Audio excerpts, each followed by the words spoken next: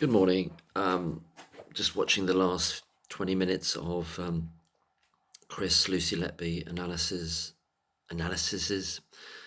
discussion interview with Professor Jane Hutton. It's fantastic, isn't it? As so many people have said. It's taken me a while to watch it because there's so much in there, really. Just another 20 minutes to go. Some fantastic lines that Professor Hutton says in it. What was one of them I wrote here?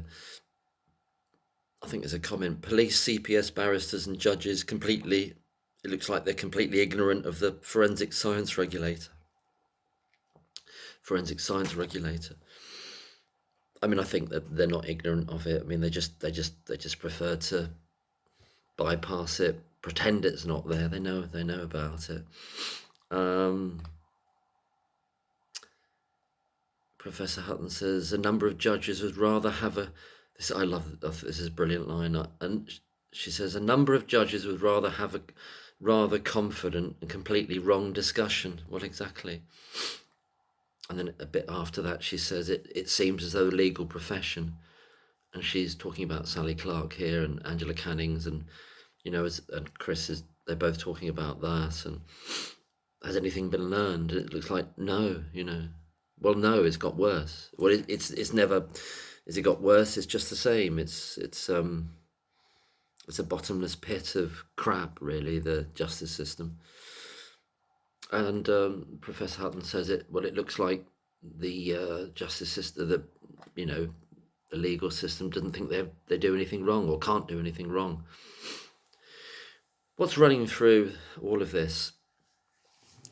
All of the miscreants and broken, ridiculous organisations involved in this hideous travesty crime, really. It's a crime. Of course it's a crime. It's a crime against Lucy Letby. It's a crime against justice itself. It's a crime. Kind of a crime against us all, really, because all these people are quite highly paid and some of them are allegedly trained and educated, but they're just... What it's showing us is that it's pretty worthless. It's a pretty worthless system because it's run by incredibly arrogant people. It's people by incredibly arrogant, sort of selectively stupid or actually stupid people, but always very, very arrogant to a pathological level. The arrogance of Evans is right off the scale, but the arrogance of the police, the arrogance of the CPS to tell the police, and that was another thing that obviously comes up in the interview between Chris and Professor Hutton, is that the CPS are breaking the law by instructing the police about lines of investigation.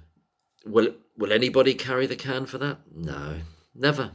It won't happen. I'm noticing in some comments, because of this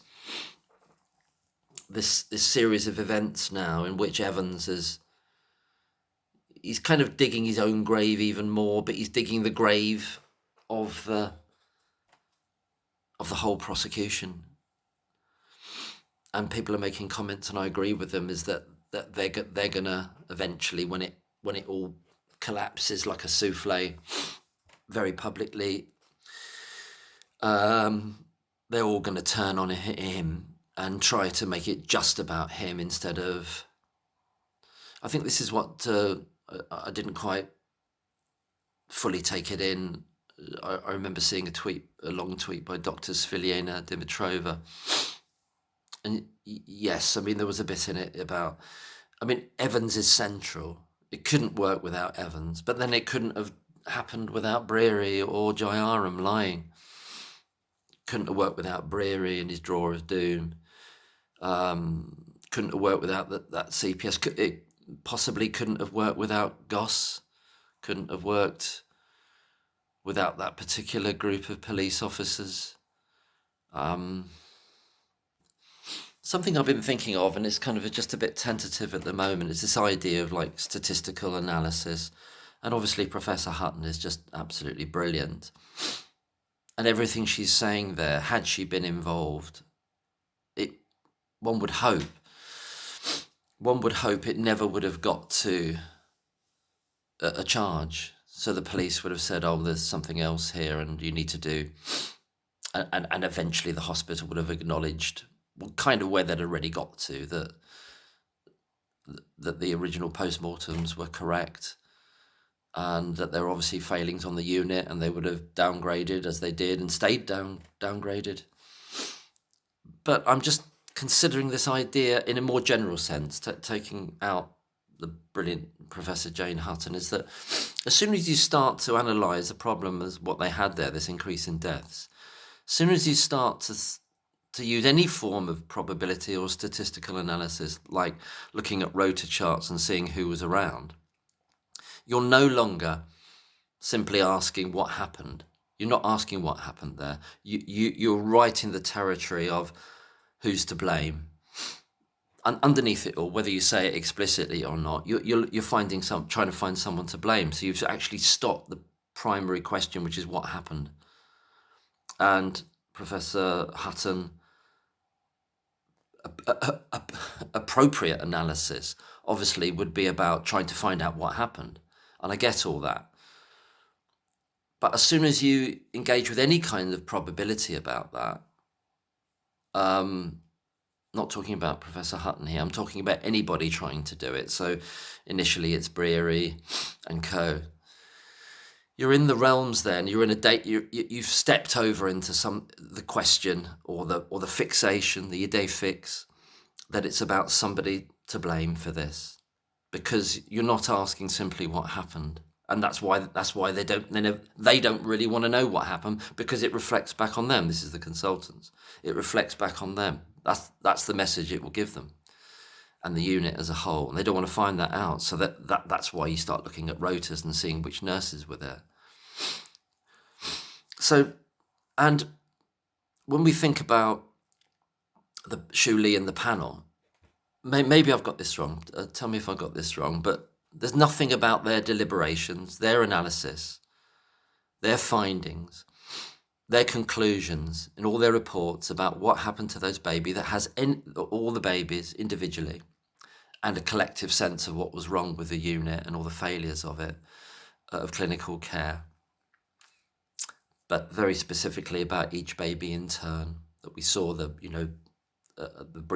more brief outlines that Shu Lee gave in the conference early in the year. There's absolutely nothing there that has got anything to do with probabilities or statistics at all, is it? Am I wrong about that? It's absolutely like they're not in that world at all, because they're simply asking what happened. They're not asking who did it. They're just saying what happened.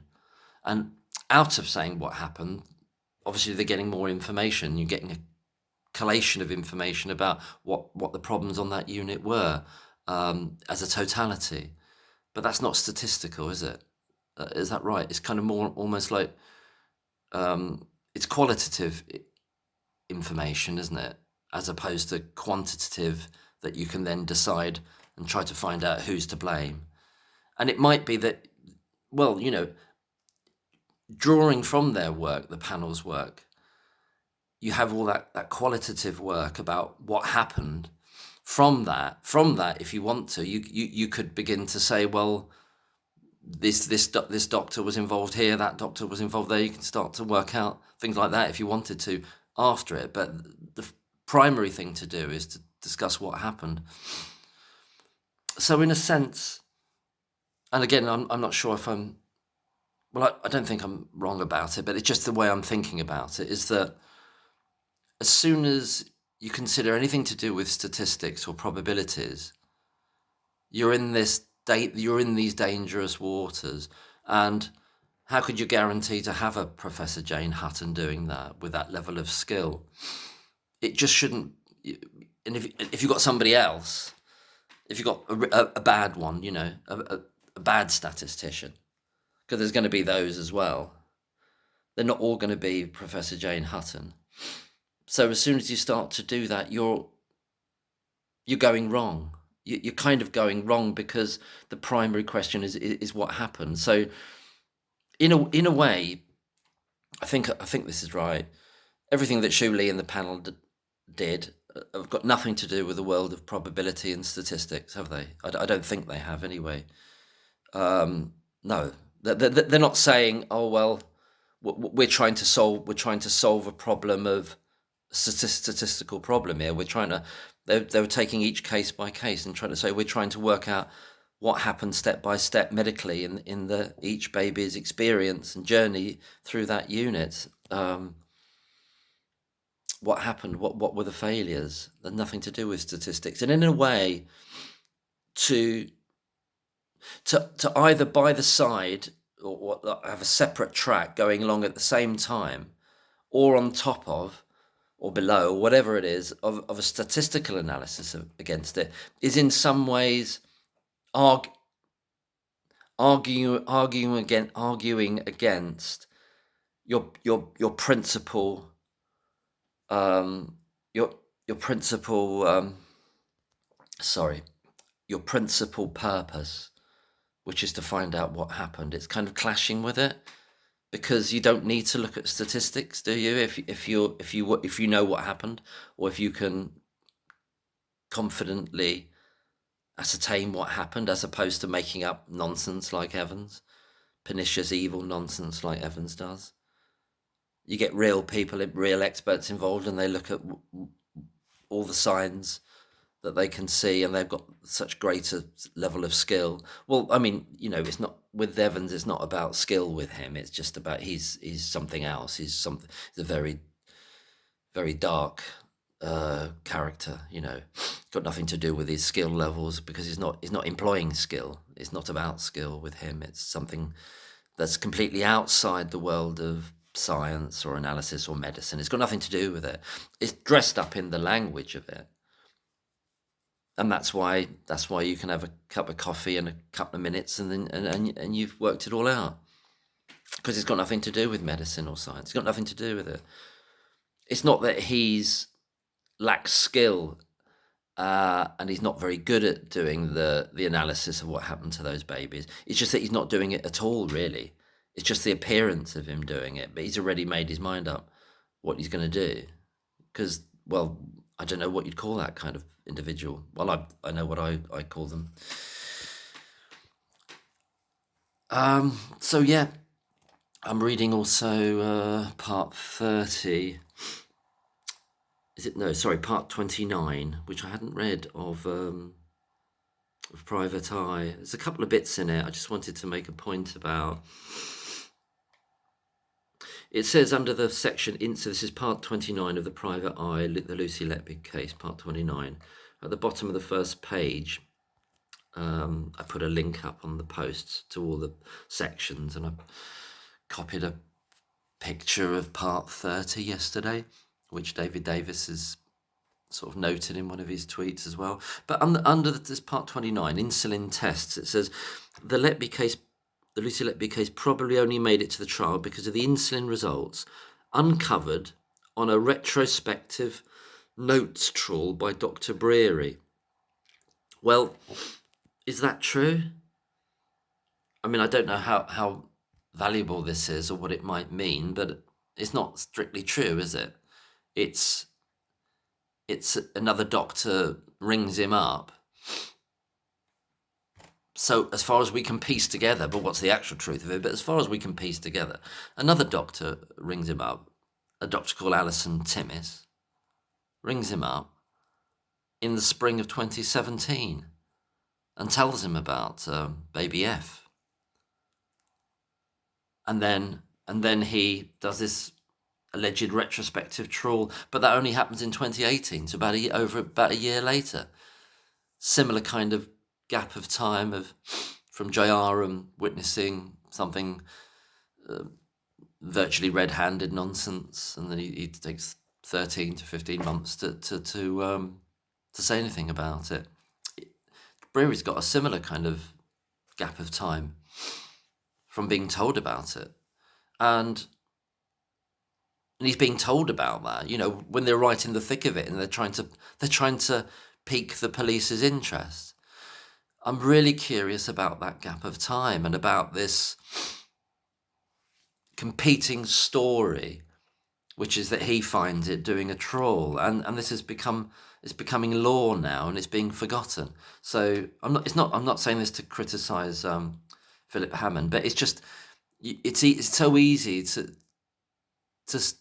miss or to forget what other things have been said about it, because they raise further questions. It's important to remember what happened in that gap of time. Why didn't you think that they're trying to pique the police's interest? You'd think they'd be jumping on it, wouldn't you?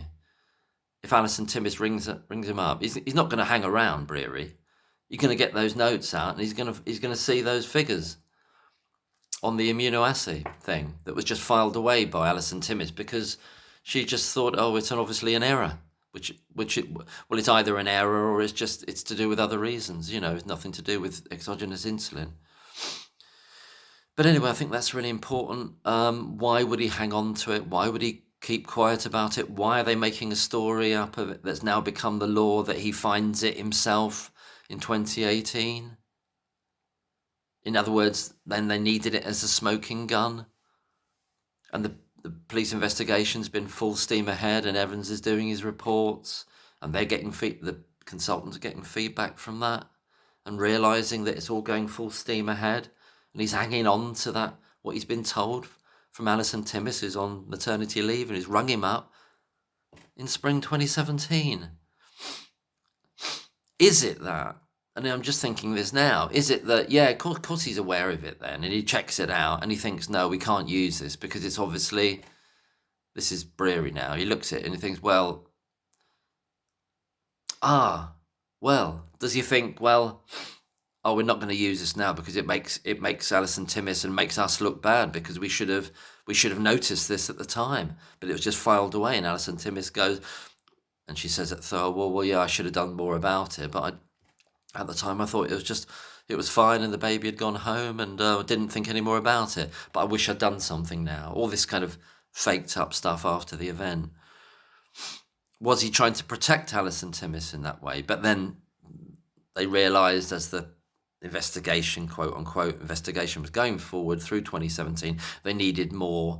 So he thinks, well, I'm going to have to go for this now. We're going to have to take the hit on, well, why didn't my colleague or any of us, Alison Timmis, do anything about this? And also, why didn't we ask for further testing as the laboratory instructed on the paperwork? The mass spectrometry, liquid chromatography, malarkey. Why didn't we do that? So we failed there. So is that the reason for the gap? Is that the reason for the gap?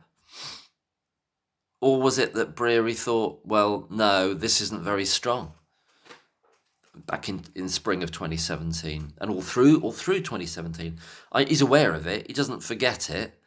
He doesn't see it after getting the call from Alison Timmis and then forget about it, and then find it again as though he's found it new.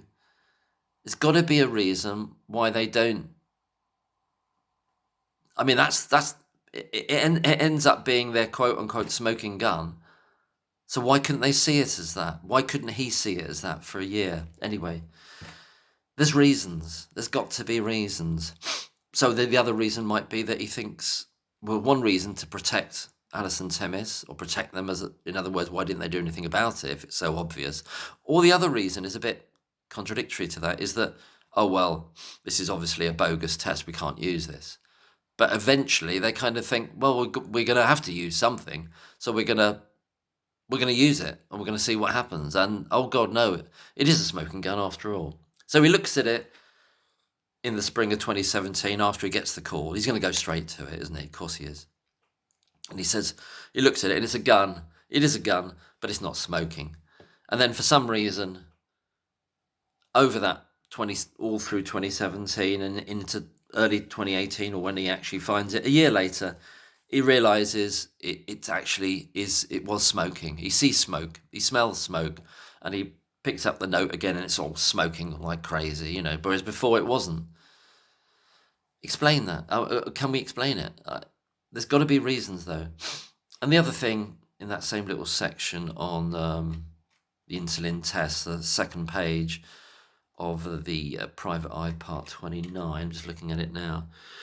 Well, it's this thing about the pre-trial meeting between the experts, the concession by defence experts at a pre-trial meeting that two babies Lucy Letby was accused of murdering had indeed been given exogenous insulin.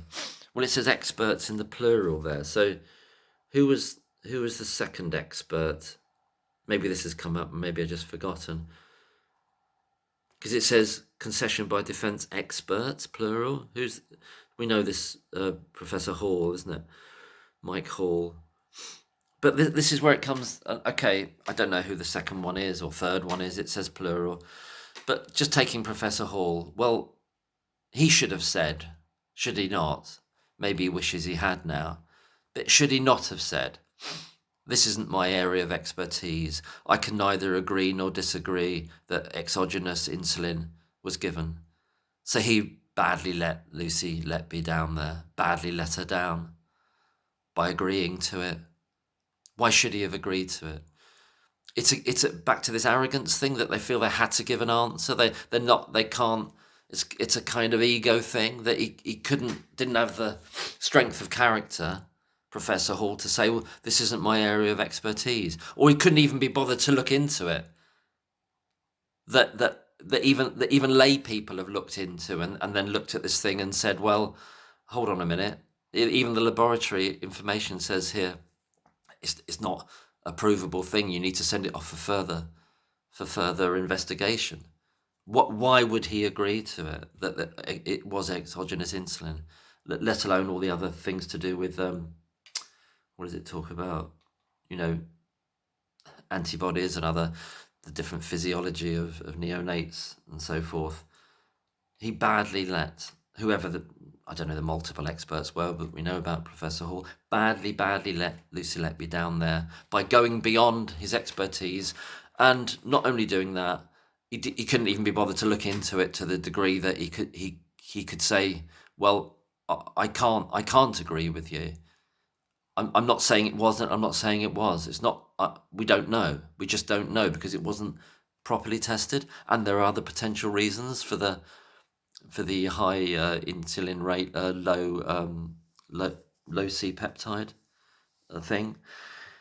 All the reasons that have come out since. But his ego didn't want him to allow him to do that for some reason. And so, in other words, he was a terrible expert. He's a terrible expert for so-called expert for Lucy Letby. Let's call it, can't we? Can't we call it that? And no wonder he wasn't called even. No wonder he wasn't called, because he was of no use. He was of no use to Lucy Letby whatsoever, and very, very damaging by agreeing at a pre-trial meeting. He didn't need to conclusively disagree in the sense that he didn't need to say, no, this is definitely not exogenous. He should have said, I'm a neonatologist. Insulin isn't I know bits about it, but it's not my area of expertise. I shouldn't have said this. Anyway, I think I'll leave it there. But I'm going to watch the rest of Professor Jane Hutton's interview with Chris, which is absolutely brilliant. And of course, had Professor Hutton been part of the so-called investigation, then it would have stopped. Probably it would have stopped. I think it would have stopped, because if Evans is still there, you can have all the brilliance from Professor Hutton, but she's still contending with an Evans. But I mean, she's not directly contending with him, but the police have still got Evans.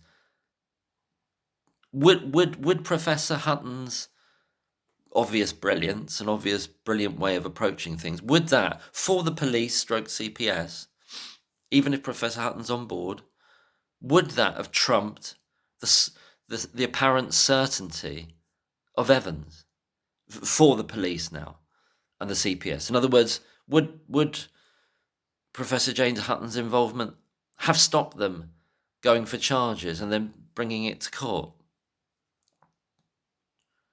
And I don't know. I just don't know. It could still have happened. It could still have happened. Possibly, Anyway, leave it there. Thanks very much. Probably rambled on too long, but yeah, things are going really, really well in the sense that it's falling apart day by day in front of them.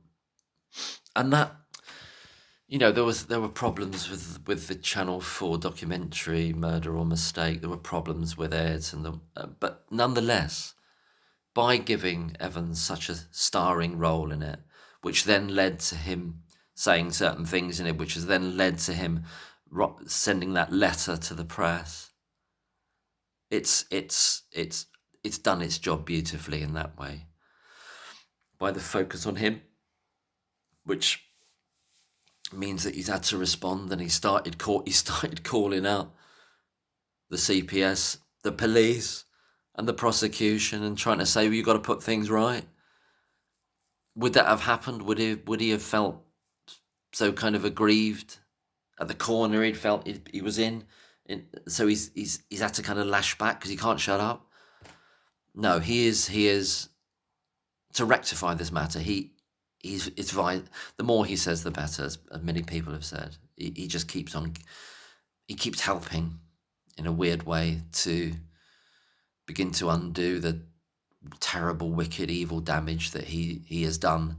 But not only him, obviously not only him, as Dr. Svilena Dimitrova says, there's a whole bunch of people involved in this, a whole bunch. And you could say, and I keep saying system, and I've said system for ages, but it is, they've all got names.